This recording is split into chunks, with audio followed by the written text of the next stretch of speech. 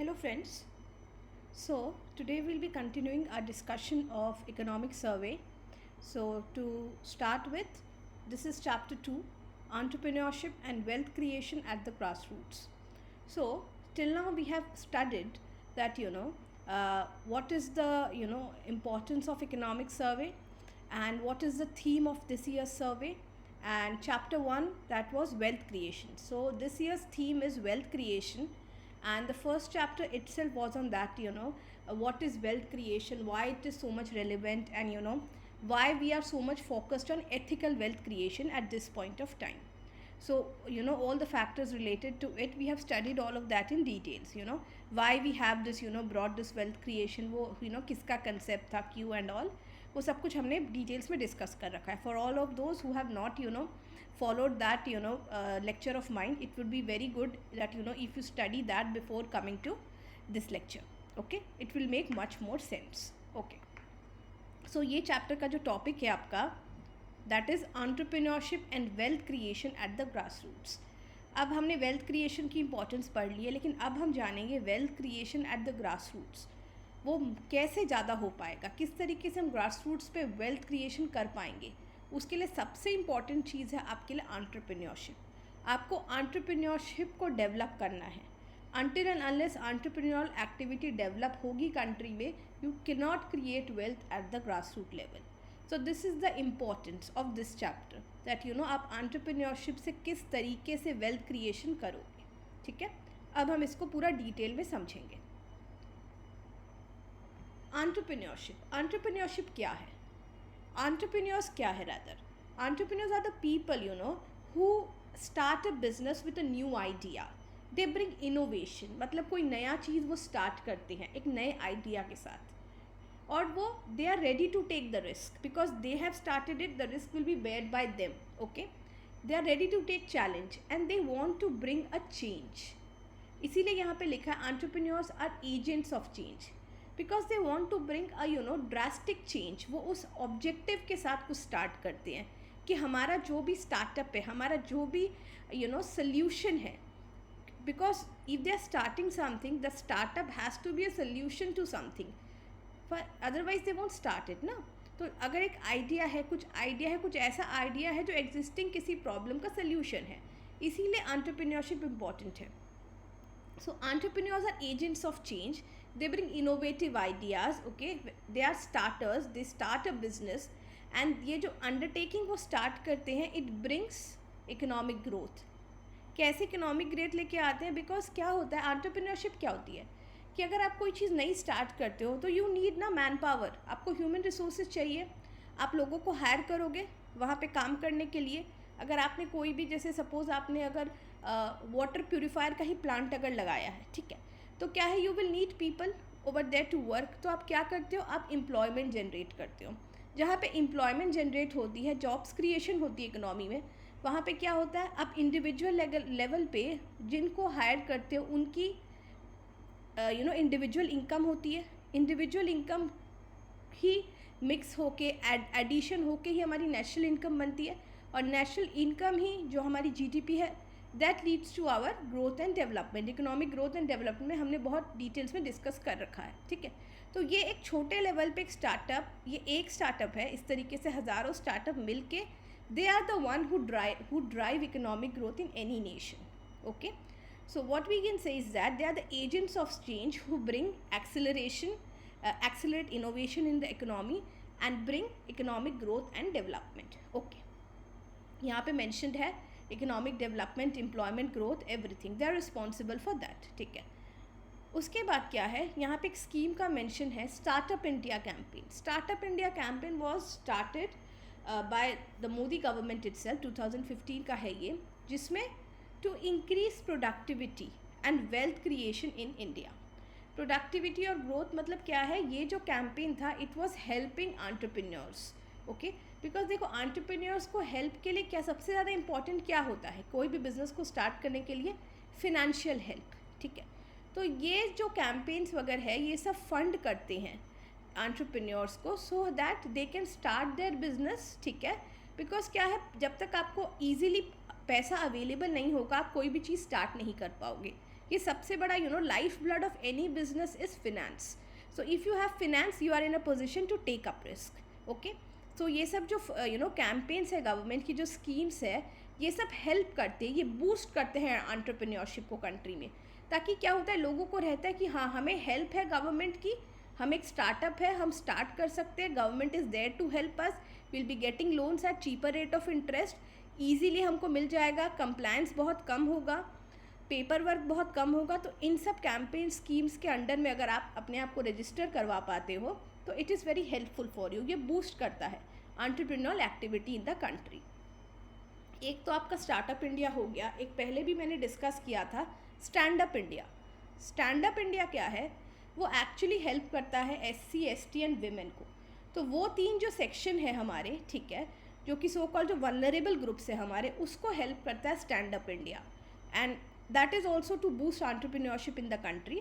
But specially वो SC ST and women के के एरियाज़ में हेल्प करता है, एक्चुअली उनको डेवलपमेंट में हेल्प करता है.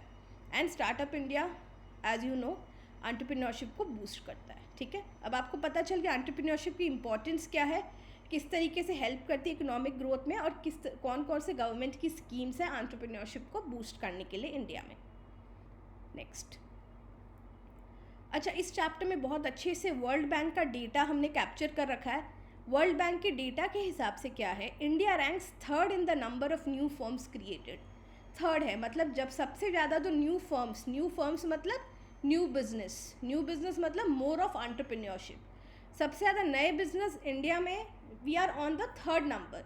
ग्लोबल लेवल पे हमारे यहाँ जो नंबर ऑफ नए फर्म्स बने हैं उस हिसाब से we are 3rd in rank. हमसे आगे भी और 2 कंट्रीज़ है. ठीक है, so we are 3rd in the number of new firms created as per World Bank's data on entrepreneurship. Okay, और यहाँ पे आप देख सकते हो 2014 से अगर हम देखें, फर्म्स की ग्रोथ 4 टाइम्स बढ़ गई है. 2006 से 2014 तक ग्रोथ थी 3.8% की, क्लोज टू 4%, और 14 से 18 के अंदर हमारी ग्रोथ रेट बढ़ के 12.2% हो गई है. मतलब हमारा 4 टाइम्स हमने इंक्रीज़ हो गया है. दिस इटसेल्फ शोज़ कि डेफिनेटली इस पीरियड में हमने एंटरप्रेन्योरशिप को बूस्ट करने के लिए प्लान्स बनाए हैं, जो हमने फर्स्ट चैप्टर में इटसेल्फ पढ़ा था कि हमें गवर्नमेंट को कोशिश करनी चाहिए एक लेवल प्लेइंग फील्ड दे, ताकि न्यू एंट्रेंट्स आ पाए बिजनेसेस में, ताकि इनकम्बेंट्स उनको साइड नहीं कर दे. और it should be something like competitive field होनी चाहिए, ताकि सबको इक्वल अपॉर्चुनिटी मिले टू शो देयर बेस्ट. तो वो अगर इंडिया में अगर वैसा आपने बिजनेस इन्वायरमेंट क्रिएट कर रखा है, if you have ease of doing business, if you have a level playing field, competitive environment है, तो डेफिनेटली न्यू फर्म्स होंगे. और यही रीज़न है 2014 से 18 के बीच में हमने 4 टाइम्स इंक्रीज़ किया परसेंटेज. ठीक है, यहीं आप देख सकते हो 70,000 new firms, 70,000 new firms created in 2014, और उसके बाद वो ग्रो करके कितनी हो गई 1,24,000 इन 2018. ठीक है, तो ये जो थोड़े अगर नंबर्स है ना, ये सब अगर आप थोड़ा सा याद रख लोगे बहुत अच्छा होगा. Because I am not saying you to study the whole economic survey. What we are trying to do is that उसकी जो बेस्ट इन्फॉर्मेशन है, जो मोस्ट रेलिवेंट है for your mains prelims as well as your essay writing, उसके हिसाब से हम जो बेस्ट इन्फॉर्मेशन है वो निकाल के आपको दे रहे हैं. एटलीस्ट इसको याद रखने की आप कोशिश करें. ठीक है, और उसके बाद ये एक जो डेटा है, a 10% increase in registration of new firms per district yields a 1.8% increase in GDP. ये है आपका डिस्ट्रिक्ट का, जो हम GDP कहते हैं ना, इट इज़ ग्रॉस डिस्ट्रिक्ट.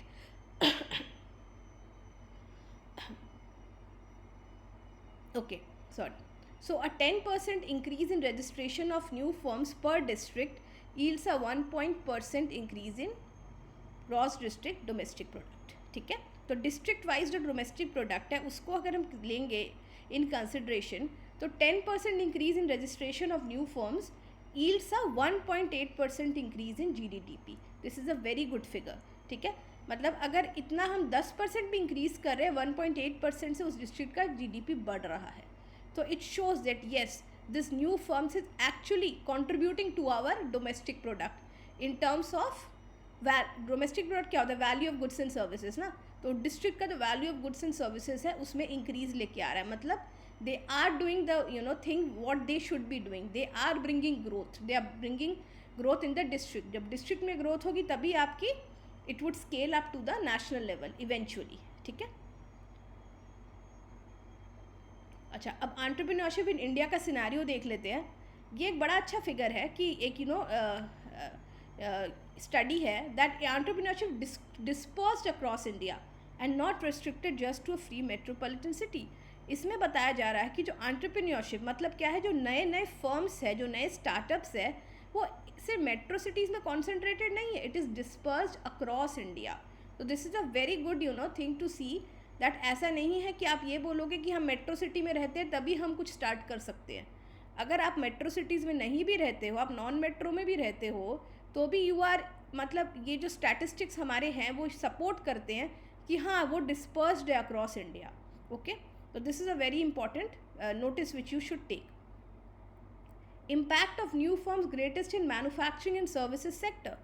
सबसे ज़्यादा नए फर्म्स पाए गए हैं वो मैन्युफैक्चरिंग और सर्विसेज सेक्टर में है. Note this is a very important point.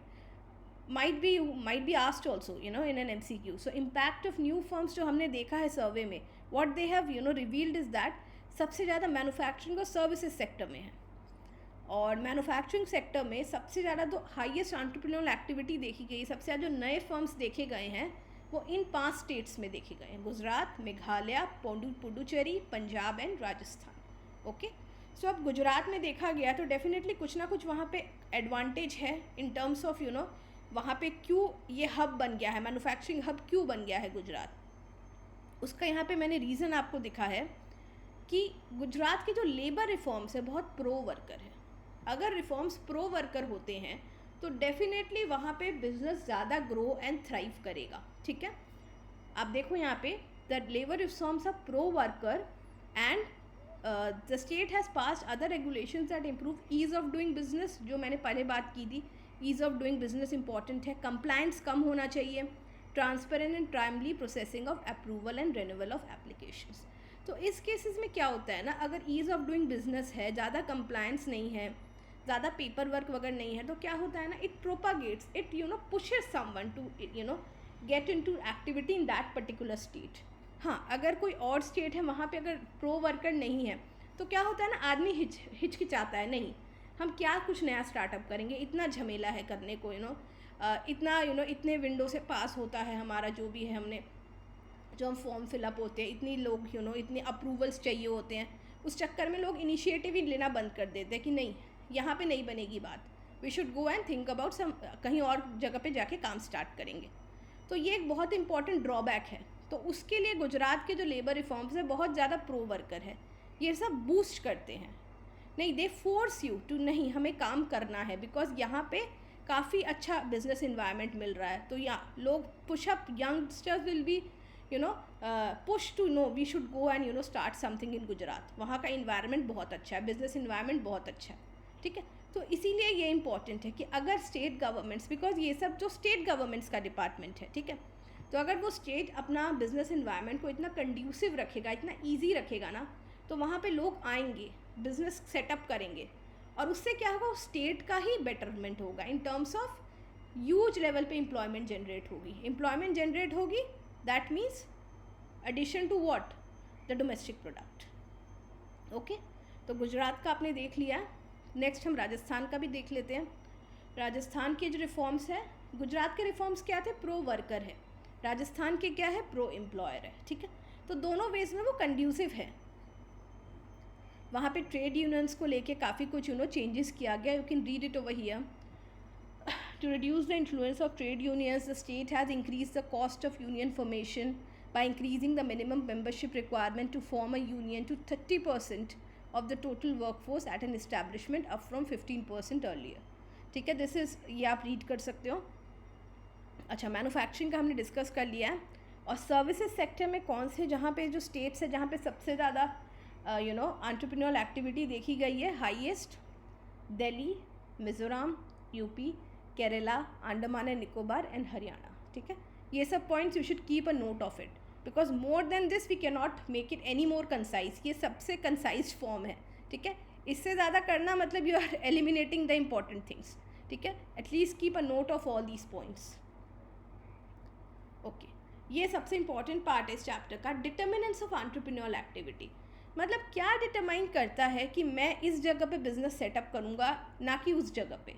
मैं बंगाल में बिज़नेस नहीं सेटअप करके गुजरात में करूँगा, या फिर मैं राजस्थान में करूँगा केरला में नहीं करूँगा। रीज़न क्या है?